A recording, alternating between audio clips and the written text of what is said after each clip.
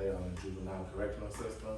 In the audience, I have Carmen, Kia, Rodney. First off, I'm going to ask you guys, what do you think the juvenile correctional system consists of? Like different programs to help some of the kids who have got in trouble. What do you think? I think they just throw all the kids in one building. It's just time out. I don't think they do anything with them in there. What about you? Same thing the kids said. Basically just punishment for the time, kids get in trouble. Time out for kids who got issues and problems. Okay, so let me ask you this. Do you think the system works? Do you think the system works? No. Do you think the system Absolutely works? not. Okay, well, we're going to talk about the system not being at 100%. It works, but it could work better. Next slide. So what is needed? To prevent juveniles from recidivism, the juvenile system needs to provide more skilled and trade-based education, sports and club youth programs, and outreach programs with local agencies. Next slide. So the juvenile correctional system, it was first established in the United States in Chicago in 1899. It was real informal and they had very low rights. So the way it first started off is literally a juvenile and a judge in a room, and the judge basically told them, you did something wrong and this is what you're gonna have to do to correct it. So they didn't have attorney, they didn't have rights, it wasn't even open to the public. So it started off just real informal. Next slide. So the purpose of the juvenile system I broke down into 5 points. The first one is to separate from adults. So, that's in the United States, you consider adult at 18. So it's for everyone under 18, they want to make that separation. The second step is to prevent recidivism and deter away from committing crime. So they just want juvenile not to repeat and commit the same things over and over again. The second step would be to create a second chance for juveniles before adulthood.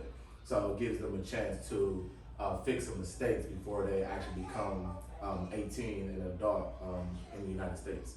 Step 4 is to create an educational opportunity. Most juveniles will get education through the correctional system if they happen to be part of it. So they want to make sure they have the right tools education-wise. And then step 5 is one of the big factors with juvenile is rehabilitation, and that's giving them everything that they need to be able to be put back in society and be a productive member of society. Next slide. So juveniles brain development. According to Rochester Medical Center, the prefrontal lobe doesn't fully develop until 25. So up there you can see in the red, that is the prefrontal lobe. That controls your decision making and your emotions. So juveniles aren't able to think multiple steps ahead because it's not fully developed until you're 25. So stuff like premeditated murder.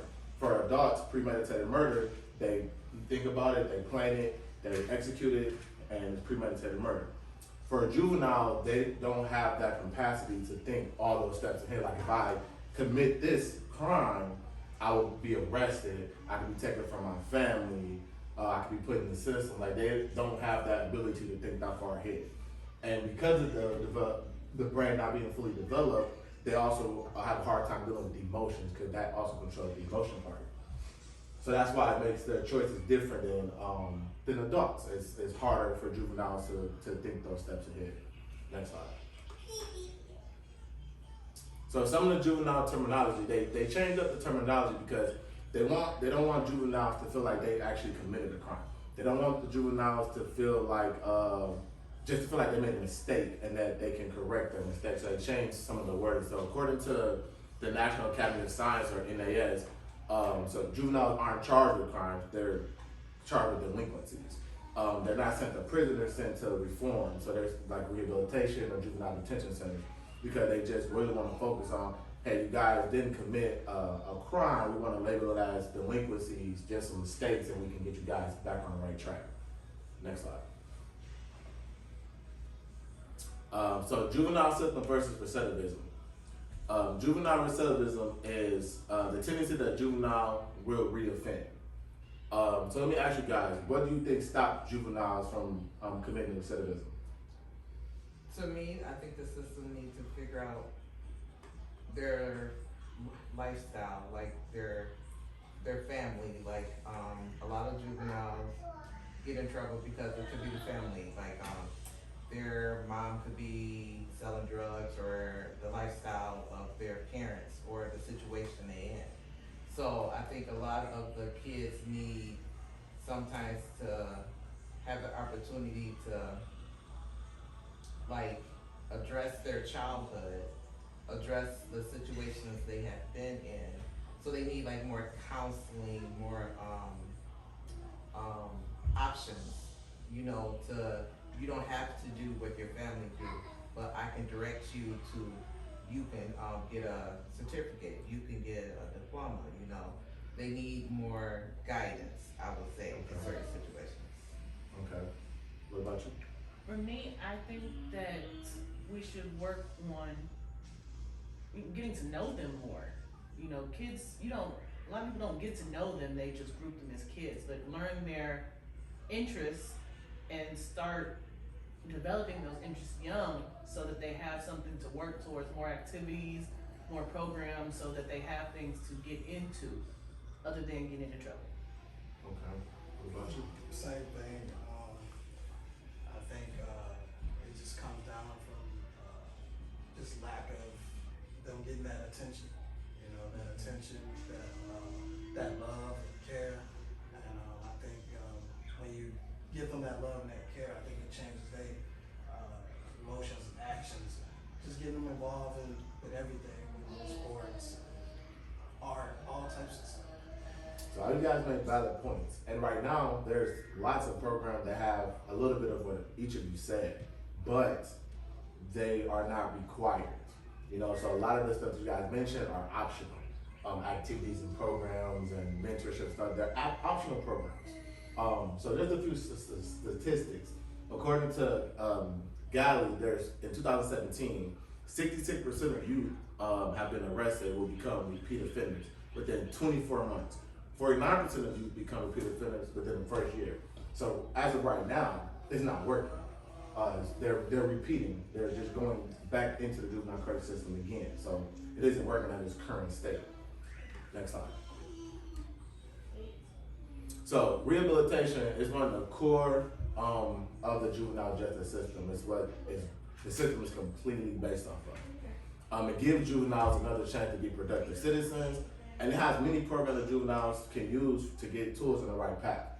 But it's finding out what programs work and what programs need to be set in stone as a requirement and not optional.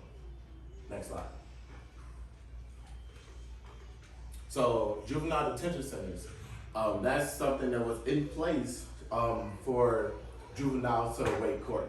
So originally started as a child who had problems at home, who was unsafe or didn't have an environment to go back to. They were able to sit in a safe environment, which is the juvenile detention center, while they waited on court. Now it has become normal. Now, if you a juvenile, you commit a crime or delinquency, then you are automatically sent to the detention center. So it was not for people that just might not have a safe environment back home. It's just been used as a normal routine now. According to Case in 2018, more than 200,000 young people are admitted to detention facilities, and approximately 16,000 youth are detained in any given night. But just a short amount of time in a juvenile detention center can influence the judge's decision. So judges nowadays are starting to have a biased opinion when the juvenile's in the detention center. So a judge will see that a juvenile's in the detention center and they're thinking, well, they don't have the tools back home. They don't have a family that they can go back to. They don't have parents or relatives or someone that they can go and be taken care of. So if I let them go, they're just going to repeat again and end up back in front of me. So they sentence them for the first time, and has a biased opinion like, okay, well, they're in the detention center, so they're going to repeat again. We're just going to sentence them now so they can learn a lesson early. Next slide. So education. As I mentioned before, many juveniles get their education through the system. But many juveniles have learning disabilities. According to the National Juvenile Justice Network, 70% of youth in the systems have learning disabilities. The teachers and educators in the juvenile detention centers are not trained to pay attention to these learning disabilities. They're just there to educate. So there's not enough tools in the detention center for an educator to be like, okay, these couple of kids have learning disabilities. Let's set them aside and give them the tools that they need so they can be successful in this class.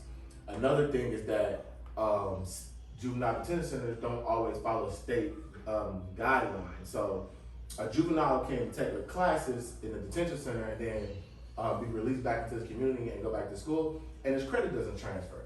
So that frustrates a lot of juveniles where they just end up dropping out of school. They just did all this work, and now all their work can't even be transferred over to the school.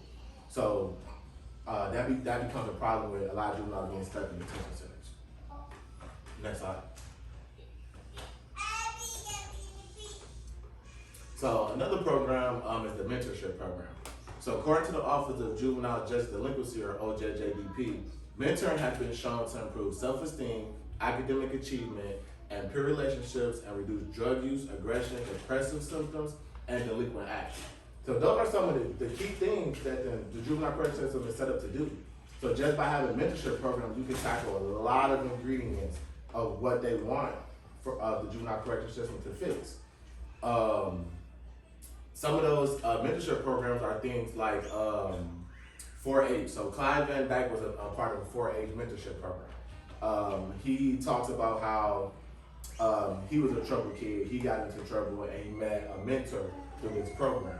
And the mentor was educated in forensic science and kind of talked to him about it, and he grew to actually like forensic science. So when he grew up, that's what he got an education in. Now he has a college degree in forensic science, and he also joined that same mentorship program to give back to other kids the same lessons that he learned. And another thing on top of that is rewards. You have social rewards and object rewards that you can give juveniles in mentorship programs. You have that option. So a social reward is something like, as a parent or a mentor, someone that the juvenile feels comfortable with, they achieve something, you give them a hug. Give them a kiss on the cheek, as a parent or someone the juvenile is comfortable around. Objective reward is something like you have a juvenile who's maybe 16, they're working, and you tell them, hey, you save up, $500, and while you're going to school, and I'll put another $500 on top of that, and we'll go buy you the first car. So it sets up type of pattern that they realize, okay, I got rewarded for doing this behavior, so now they'll continue to do those same type of behaviors, and that sets up a good pattern for them to be successful into adulthood. Next slide. So law enforcement interaction. You have a program called DARE that was funded in 1983 by Los Angeles Police, but there's another program that is just optional. Many schools have taken up DARE. It's a program where you have an officer who's been trained, and he teaches a class on drug abuse and opiate use. Now, kids are learning, how drugs affect them and other people around them, how it affects family. And the only people that can teach the class is law officers who've been trained to teach it.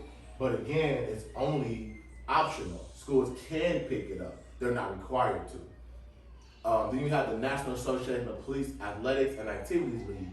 So you might have seen videos where you see officers playing basketball or running track with people in the community. They actually have leagues in place where these officers play with other people in the community. These also have mentorship programs. So you have an officer that will give out a grant to someone, because they're an outstanding athlete and student, and they're connecting with the community on this type of level with that type of program. But again, that is also an optional program and not something that is required in the system. This interaction with law enforcement will help with the biased opinions that you have between law enforcement and the community. So, the big thing that's out here today is Black Lives Matter. It's a lot of distrust between the Black community and police officers. And it's because of the mistrust that the community has. An officer could be just routinely doing his job and pull a African American over, and the African American can be scared, upset, angry, and nothing's happened. And the role can be reversed. The law enforcement officer, he's also scared or angry because of biased perceptions of a black person. But it starts in the juvenile correction system or when they're at that youth age. So programs like this allow kids to grow up and interact with officers and see, oh, this is a person just like me. This person has goals, or this person went through troubles and trials before they became an officer. So it gives a different viewpoint and background on law enforcement, and it gives the law enforcement a different background on the community that they're protecting. Next slide. So in conclusion, again, to prevent juveniles from recidivism, the juvenile system needs to provide more skill and trade-based education, sports and club youth programs, and outreach programs with local police agencies. By focusing on those skills, the juvenile correctional system can actually do what it was made to do and rehabilitate juveniles to get them back into the community to be productive citizens. Thank you guys for your time.